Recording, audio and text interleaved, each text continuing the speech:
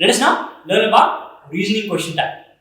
Remember, reasoning question is more like the general question on reading comprehension, where you don't have to know the specific details of the argument, but you need to know how the argument is built.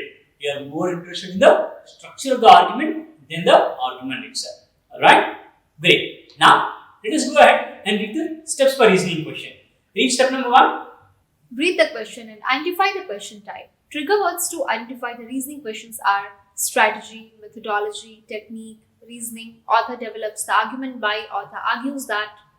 Right. So these are all the trigger words to identify the reasoning question type. Now, unlike the other question types, reasoning question types can be identified in two more ways. Right? One, couple of phrases in your argument will be bolded and they'll ask you what is the role played by those bold phrases. Right? One sentence can be a conclusion, another sentence can be example supporting the conclusion. One sentence can be an example, another sentence can be a statement going against the conclusion, and so on. Right? Basically, you need to say what is the role played by those bold phrases. And then the third one is, so far we have seen only one side of the argument. Right? Any argument you will have two authors. Right? So in this case, you will see both the authors, the argument of both the authors. And the question will be, how does one author objects, compliments, or responds to the other author? Alright? Great. Now, go ahead and read the second step. Read the argument and diagram the argument. If there are two authors, then write down the conclusion and premise for both the arguments. Right. So, we know how to read and diagram the argument. Right? Great. Now, go to the third step. Predict your answer. Your answer should do the following. Provide a logical view of the argument. Remember, we are not interested in the specific details of the argument. Therefore, we don't have to worry about the assumption. Right? We can directly go to predicting the answer.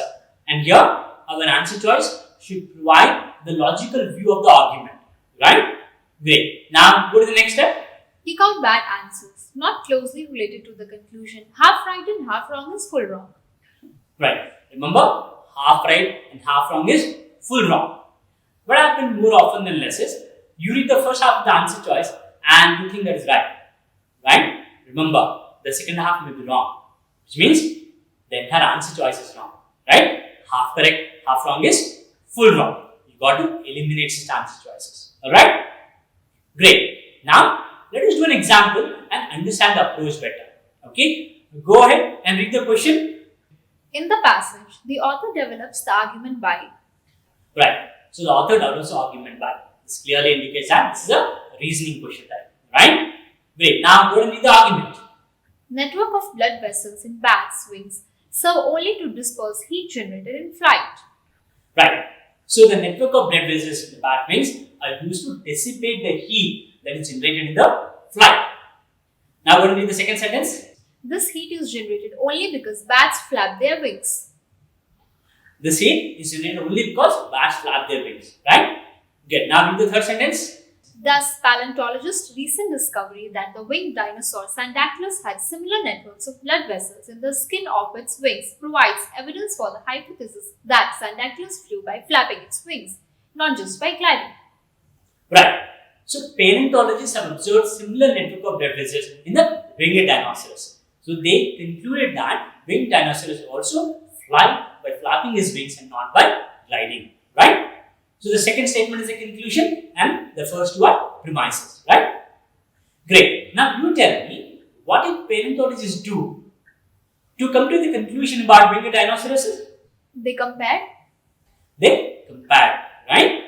Great. Now, let us go to the answer choices and eliminate any answer choice that is not saying they compare. Okay? Now, go and read answer choice A. Forming the hypothesis is that best explains several apparently conflicting pieces of evidence.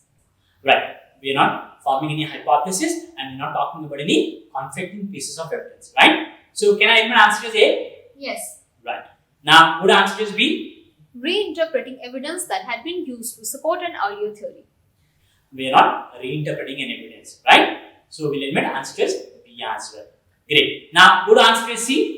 Using an analogy with a known phenomenon to draw a conclusion about an unknown phenomenon. Right. So, what does analogy mean?